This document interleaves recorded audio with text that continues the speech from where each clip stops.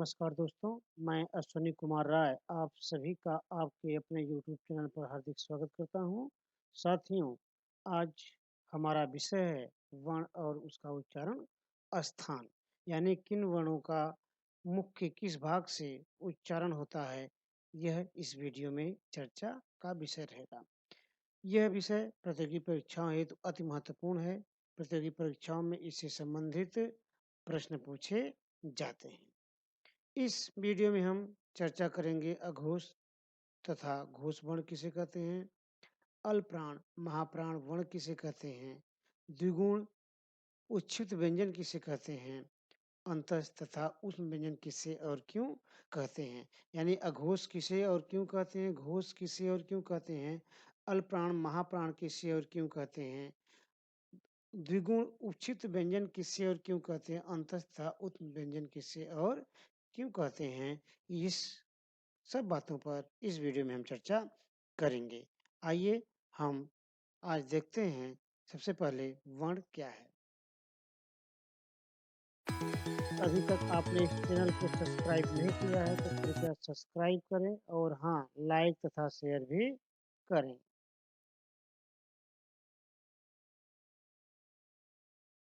वर्ण वह मूल ध्वनि जिसके खंड न हो सके वर्ण कहलाते हैं। जैसे अ, ई, ओ, क, च इत्यादि।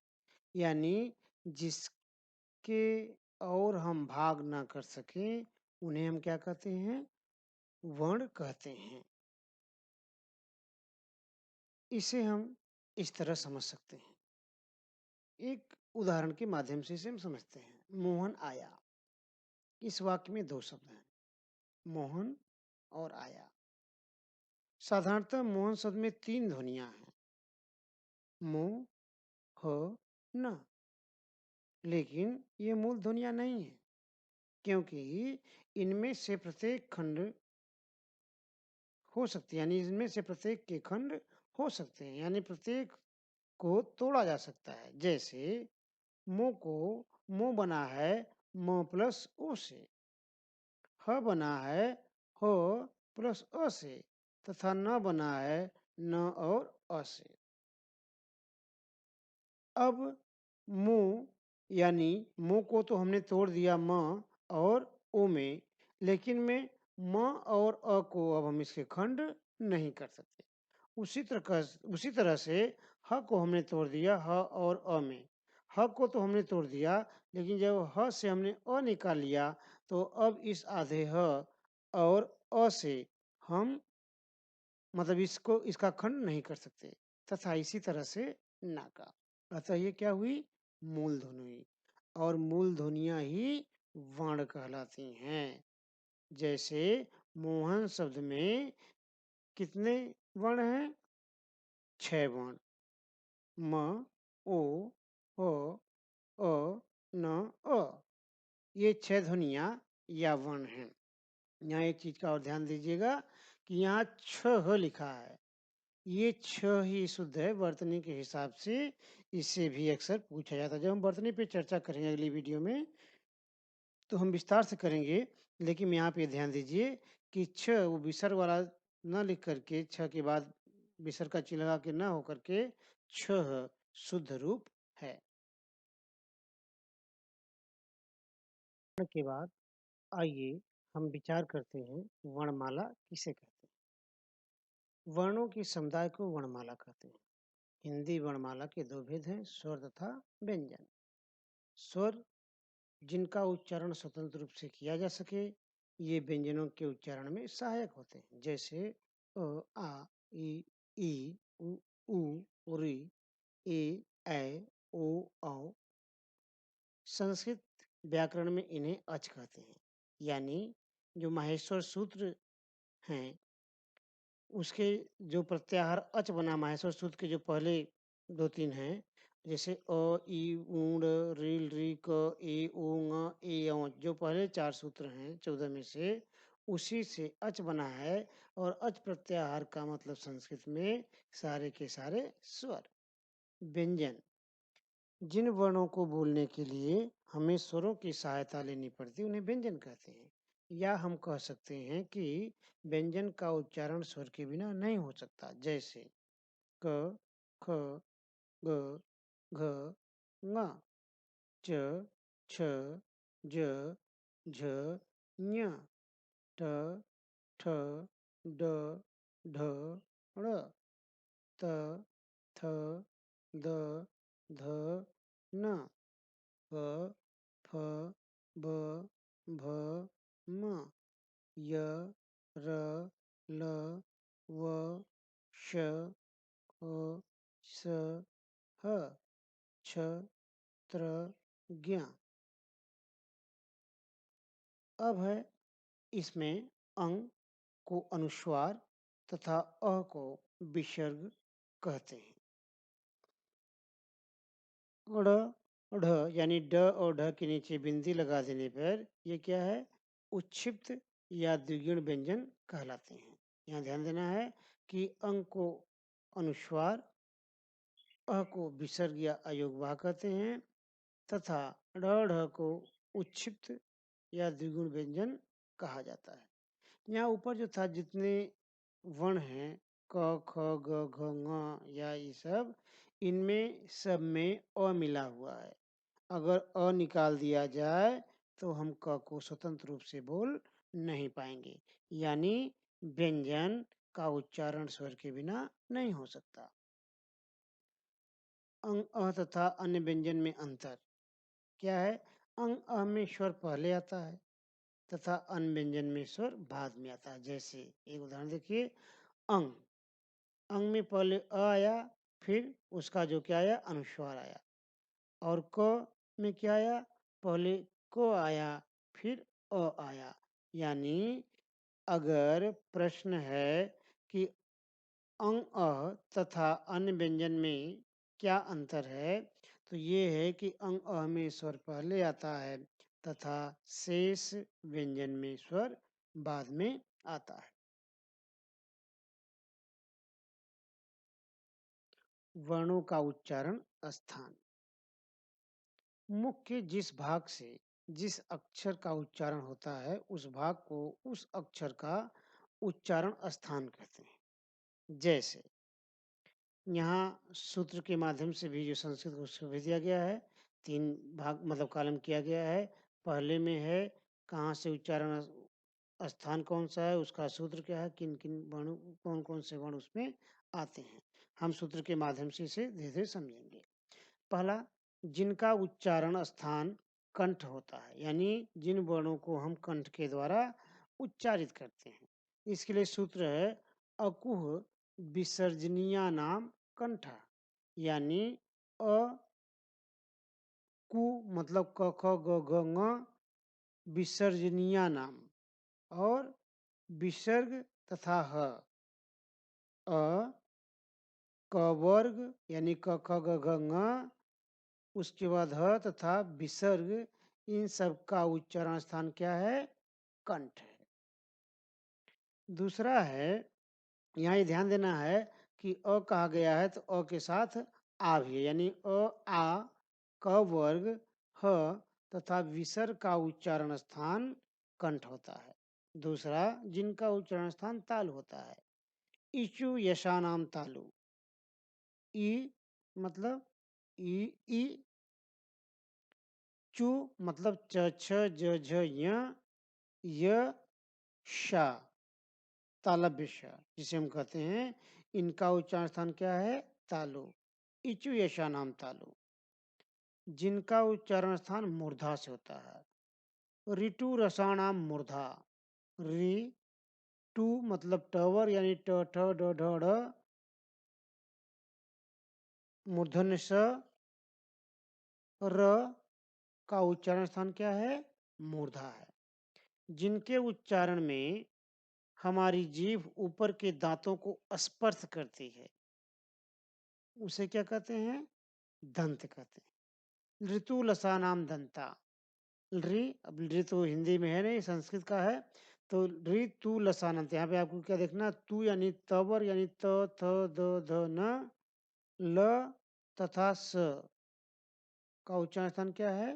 दंत है। जिनका उच्चारण होठों से होता है। उपमध्मानियाम ओष्ठौ। उ ऊ प वर्ग का उच्चारण स्थान क्या है? ओठ है। अगला, जिनका उच्चारण मुख और नासिका से होता है। अमंगणना नाम नासिका च। प्रत्येक वर्ण का पांचवा अक्षर तथा अंग किसमें आते हैं? नासिका से उनका उच्चारण होता है। जिनका उच्चारण कंठ तथा तालु से होता है। इसके लिए सूत्र है ए दैतो कंठ तालु, अर्थात ए ऐ का जो उच्चारण स्थान है वो कंठ तालु है। जिनका उच्चारण कंठ तथा ओठ से होता है। ओ दौतो कंठोष्ठम। ओ औ। जिनका उच्चारण दांतों तथा होठों से होता है। वकारस दंतोष्ठम व। आइए अब हम इन सब वर्णों के उच्चारण स्थान को एक छोटे से सूत्र के माध्यम से समझने की कोशिश करेंगे। अगर आपको वर्णों का सही क्रम पता है और केवल ये आपको जो लाल रंग में दिखाई दे रहा है अगर सूत्र याद है, तो निस्संदेह आप कभी भी वर्णों के उच्चारण स्थान को नहीं भूलेंगे अगर इस ट्रिक को थोड़ा सा समझ गए। लेकिन इसके लिए क्या है, आपको वर्णों का क्रम याद होना है। सूत्र है कंता मुदंतोष्म। यहाँ देखिएगा कंता मुदंतोष्म, तप के ऊपर भी जो तो है उस पर भी क्या है? अनुस्वार है और उसके बाद उष्म। अब इसे हम तोड़ के देखते हैं क्या है इसमें। सूत्र को पूरा तोड़िए। कं ता मु दंत ओ अंग उष्म। यानी अगर हमें हिंदी वर्णमाला का क्रम सही से याद है, वर्णों का क्रम, तो हमें उनके उच्चारण स्थान को पहचानने में दिक्कत नहीं होगी। अब क्रम से देखिएगा जो सूत्र बना था, कंग यानी कंठ। कंठ से क्या है? कंठ से किसका उच्चारण? क ख ग घ ङ। ता यानी तालु। तालु से क्या है? च छ ज झ ञ। मुंह मतलब मूर्धा। मूर्धा से क्या है? ट ठ ड ढ ढ़। दंत। दंत से क्या है? त थ द ध न। ओ मतलब ओष्ठ यानी प फ ब भ म। अंग मतलब अंतस्थ यानी य र ल व। उष्म मतलब उष्म यानी श क स ह। अगर आप इसको याद कर लेंगे, ये केवल कंता मुदंतोष्म, तो आपको कभी भी वर्णों के उच्चारण स्थान को पहचानने में प्रतियोगी परीक्षाओं में समस्या नहीं होगी। आइए अब इसे हम एक चित्र के माध्यम से समझते हैं वर्णों का उच्चारण स्थान। ये चित्र है। यहाँ देखिए नासिका। नासिक अमंगर्ण नाम। दंत मूल वर्ष रल। दंत तवर्ग श। दंतोष्ठ ओष्ठ उपवर्ग उपमध्यमानियम। ओष्ठकंठ ओ औ। और ये आगत है आ, जैसे ऑफिस ऑफिस हॉस्पिटल। ये मूर्धा मूर्धन्य। तालु कंठ तालु कंठ। अ आ अवर्ग अ अ क वर्ग और है।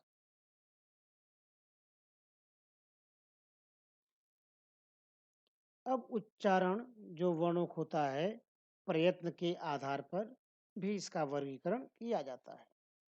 आइए देखते हैं प्रयत्न के आधार पर किस तरह से उच्चारण का वर्गीकरण किया गया है।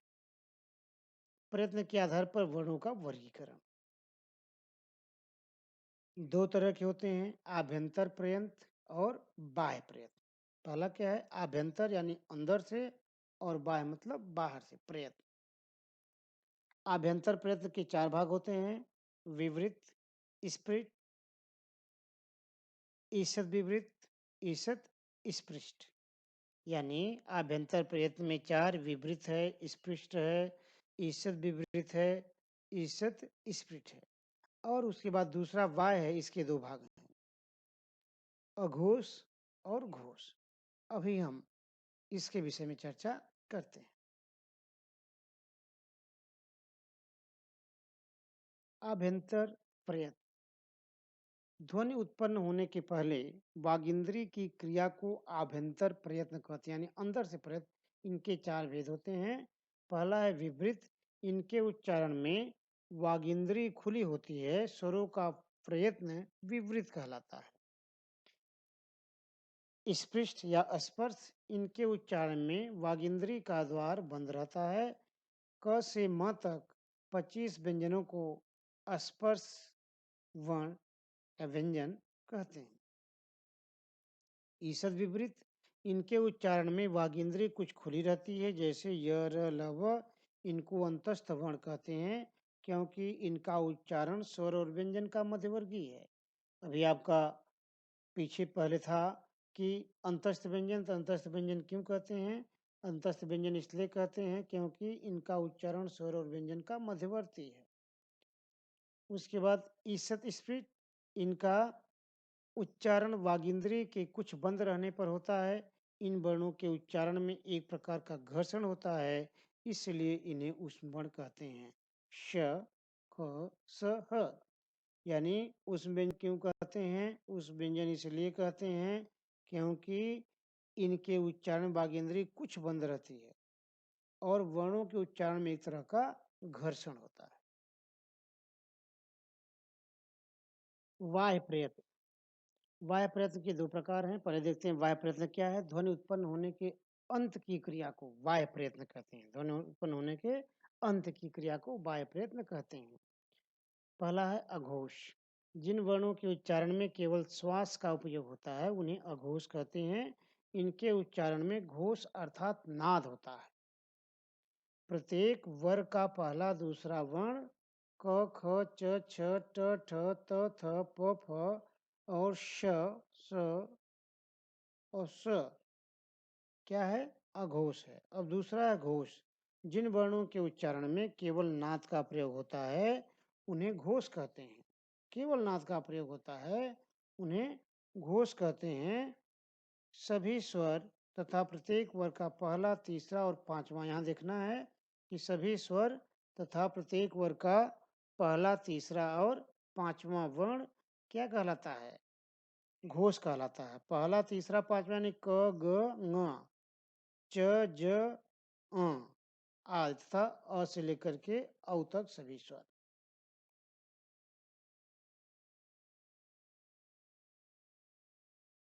महाप्राण। प्रत्येक वर्ग का दूसरा और चौथा वर्ण महाप्राण कहलाता है। जैसे दूसरा और चौथा देखिएगा, ध्यान दीजिएगा। महाप्राण यानी इसमें चार एक तरह से हैं अक्षर, तो चारों में को देख लीजिए, ध्यान अपने दिमाग बैठा लीजिए कि महाप्राण में चार होते हैं, यानी महाप्राण में चौथा होता है, दूसरा और चौथा सम, यानी प्रत्येक वर्ण का दूसरा और चौथा जो वर्ण है वो महाप्राण कहलाता है। अल्पप्राण। प्रत्येक वर्ग का पहला, तीसरा और पांचवा, यानी यहाँ पे दिया 1, 3, 5, जैसे क, ग, ङ तथा सभी स्वर अल्पप्राण कहलाते हैं। अल्पप्राण महाप्राण में ध्यान क्या देना है? देखिए अल्पप्राण में मिला करके लगभग 5 हैं और महाप्राण में 4 हैं, तो ध्यान देना है कि 2, 4 महाप्राण में और इसमें 5 हैं, तो 1, 3, 5 अल्पप्राण में होते हैं। अल्पप्राण में और एक चीज ध्यान देना ट्रिक है कि अ यानी अल्पप्राण यानी अ, तो अ मतलब स्वर अ से, ये भी ध्यान अगर आप देंगे तो आपको अल्पप्राण महाप्राण में भी दिक्कत नहीं होगी।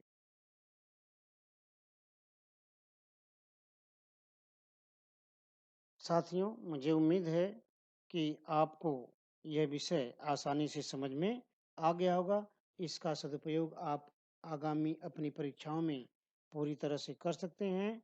अब आज के लिए बस इतना ही। मिलते हैं फिर अगले वीडियो में। तब तक के लिए नमस्कार।